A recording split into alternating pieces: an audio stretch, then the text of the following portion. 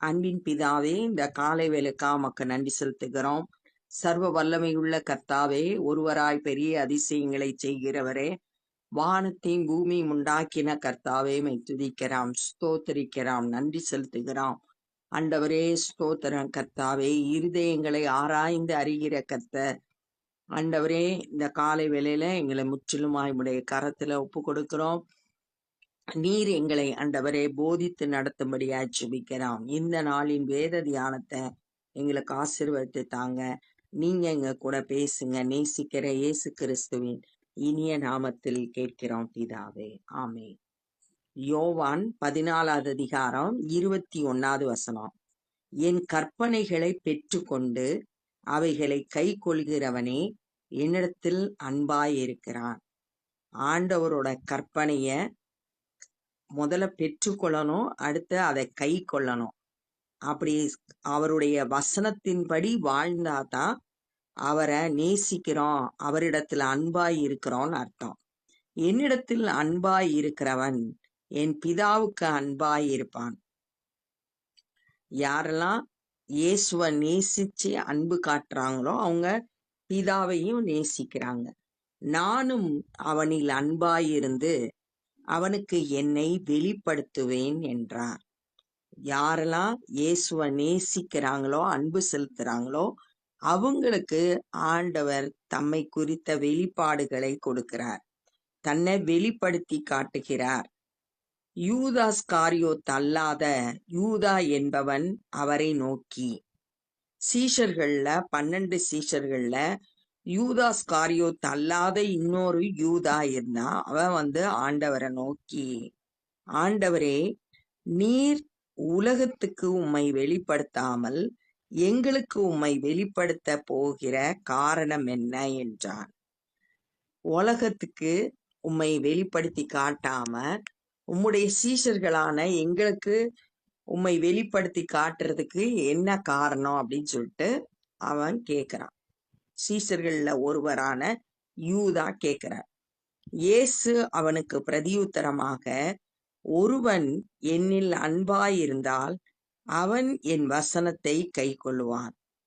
யாரு உண்மையா இயேசுவை நேசிக்கிறாங்களோ அவங்க அவர் சொல்ற வார்த்தையின்படி வாழ்ந்து காட்டுவாங்க, கை கொள்ளுவான். அவனில் என் பிதா அன்பாயிருப்பார். அப்படி வசனத்தை கை கொள்ளும் போது பிதாவும் யார் வசனத்தை கை கொள்றாங்களோ அவங்க மேல அன்பாயிருப்பார். நாங்கள் அவனிடத்தில் அவனோடே வாசம் பண்ணுவோம். நாங்கள்ன்றது பிதாவும் குமாரனாகிய இயேசு கிறிஸ்துவும். நாங்கள் அவனிடத்தில் வசனத்தை கை கொள்றவங்க இடத்துல அவனோடு வாசம் பண்ணுவோம், அவங்க கூடயே இருப்போம் அப்படின்னு சொல்லிட்டு இயேசு கிறிஸ்து வசனத்தை கை கொள்றவங்க வாழ்க்கையில கூட இருந்து வாசம் பண்ணுகிறேன் அப்படின்னு சொல்றார்.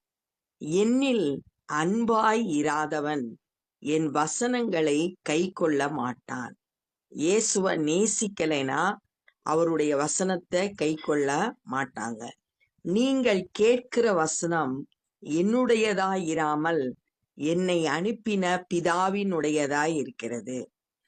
இயேசு பேசின வசனம் எல்லாம் பிதா என்ன சொன்னாரோ அதைத்தான் நான் சொன்னேன் அப்படின்னு சொல்லிட்டு சொல்றத நான் சுயமா எதையும் நான் சொல்லல அப்படின்னு சொல்லிட்டு யோவான் 4வது அதிகாரம் 7வது அதிகாரம் 17வது வசனத்துல, நான் சுயமாய் பேசுகிறேனோ என்று அறிவீர்கள். சுயமாய் பேசுகிறவன் தன் சுய மகிமையை தேடுகிறான்.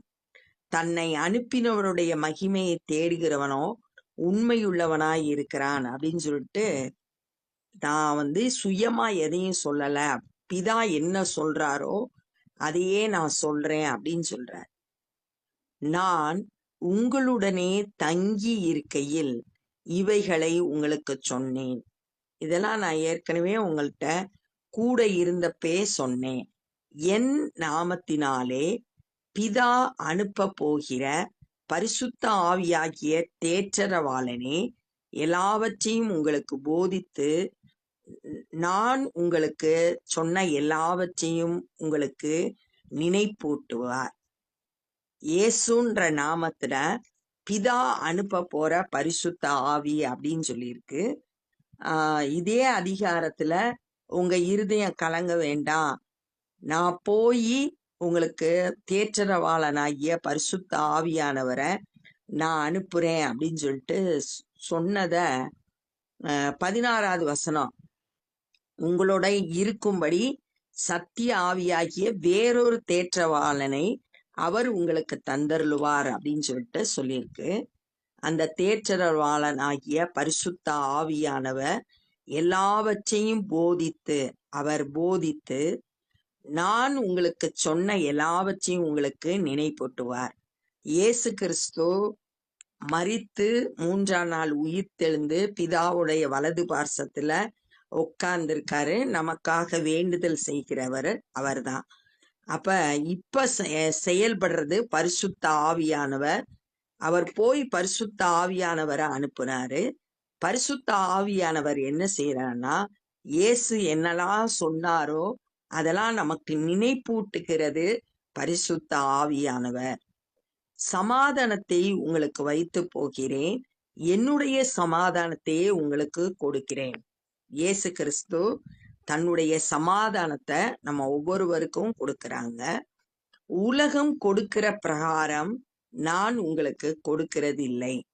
உங்கள் இருதயம் கலங்காமலும் பயப்படாமலும் இருப்பதாக. உலகம் கொடுக்கிற சமாதானம் கொஞ்ச நாள் இருக்கும், அப்புறம் போயிரும், அப்படி இருக்கும். ஆனா இயேசு கொடுக்கிற சமாதானம் நிரந்தரமானது.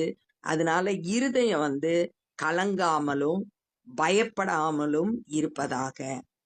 இருதயம் சமாதானம் இல்லாம இருக்கும்போது பயம், கலக்கம் இதெல்லாம் ஏற்படும்.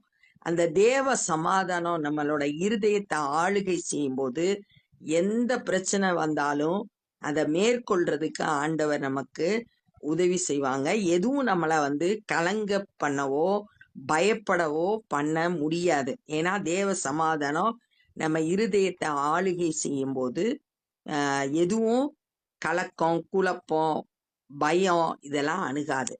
நான் போவேன் என்றும் திரும்பி உங்களிடத்தில் வருவேன் என்றும் நான் உங்களுடனே சொன்னதை கேட்டீர்களே.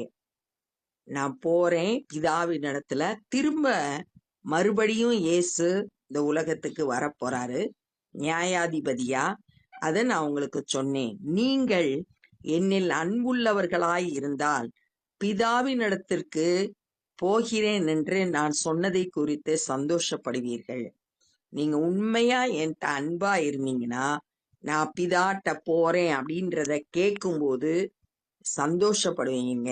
ஏனெனில் என் பிதா என்னிலும் பெரியவராய் இருக்கிறார்.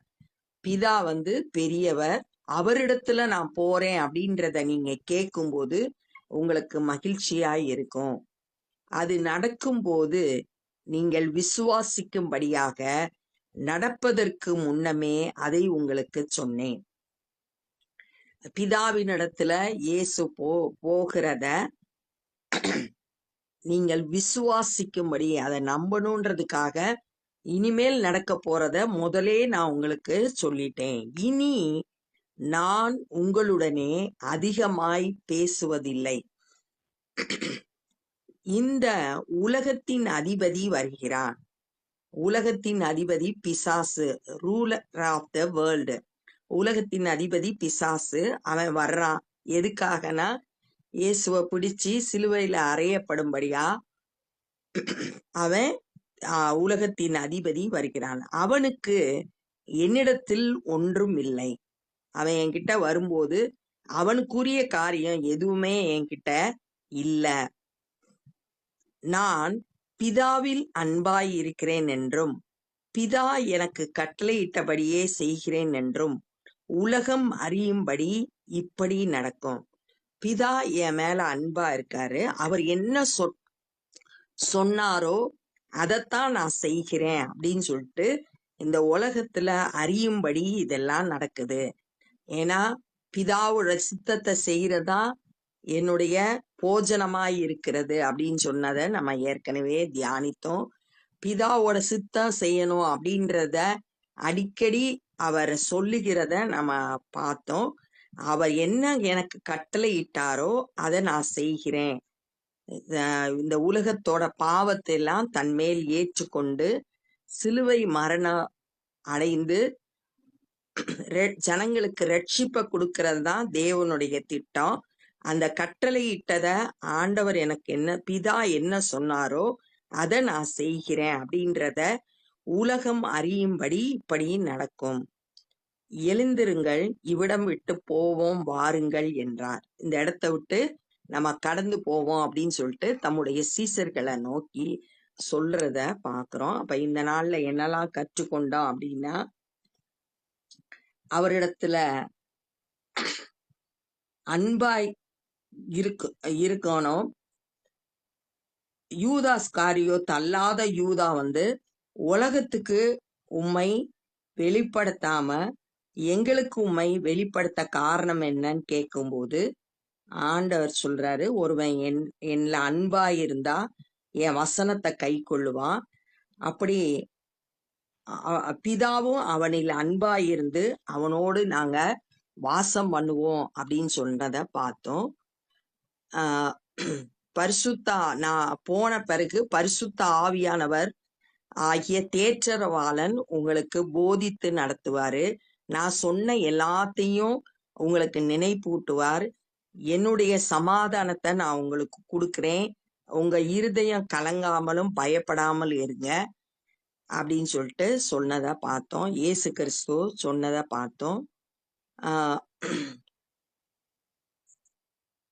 இந்த உலகத்தின் அதிபதி வர்றான், அவனுக்கு என்கிட்ட ஒண்ணுமே இல்லை. பிதா எனக்கு என்ன கட்டளையிட்டாரோ அதை நான் செய்கிறேன் அப்படின்றத உலகம் அறியும்படிக்கு இப்படியெல்லாம் நடக்கும் அப்படின்னு சொல்லிட்டு சொல்றத இந்த நாள்ல நம்ம தியானிச்சோம். இப்ப நம்ம ஜெபம் பண்ண போறோம். அன்பின் பிதாவே, இந்த நாள்ல நாங்க கற்றுக்கொண்ட அந்த வேத பகுதிக்காய் நன்றி செலுத்துகிறோம். ஆண்டவரே, நீர் எங்களில் அன்பாயிருந்து எங்களுக்காய் யாவையும் செய்து முடித்திருக்கிறீர். ஆண்டவரே, தேற்றரவாளனாகிய பரிசுத்த ஆவியானவரை எங்களுக்கு கொடுத்திருக்கிறீங்க. சகல சத்தியத்துக்குள்ளும் போதித்து நடத்துகிற பரிசுத்த ஆவியானுடைய கரத்துல எங்களை ஒப்பு கொடுக்கிறோம். ஆண்டவரே, எல்லாவற்றையும் எங்களுக்கு நினைப்பூட்டுகிற தேவனாய் இருக்கிறீர். அதற்காமை துதிக்கிறோம், ஸ்தோத்தரிக்கிறோம், உமக்கு நன்றி செலுத்துகிறோம். ஆண்டவரே, இந்த நாள்ல நாங்க கற்றுக்கொண்டபடி ஆண்டவரே உம்மை நேசிக்கவும் உம்முடைய வசனத்தை கை கொள்ளவும் எங்களுக்கு கிருபை தாங்க. ஆண்டவரே, இந்த நாள்ல சுவிசேஷ பணியை செய்கிற ஒவ்வொருவரையும் உடைய கரத்துல ஒப்பு கொடுக்கிறோம். பயன்படுத்துங்க. அநேகர் உம்மை அறிந்து கொள்ள கிருபை தாரும். நாங்களும் ஆண்டவரே உம்முடைய சுவிசேஷ பணியிலே எங்களால் இயன்றதை செய்ய கிருபை தாரும். எல்லா துதி கன மகிமையும் உமக்கே செலுத்துகிறோம். நேசிக்கிற இயேசு கிறிஸ்துவின் இனிய நாமத்தில் கேட்கிறோம் பிதாவே, ஆமென். என் ஆத்துமாவே கர்த்தரை ஸ்தோத்திரி, என் முழு உள்ளமே பரிசுத்த நாமத்தை ஸ்தோத்திரி. என் ஆத்துமாவே கர்த்தரை ஸ்தோத்திரி, கர்த்தர் செய்த சகல பாரங்களை மறவாதே. ஆமென். God bless you.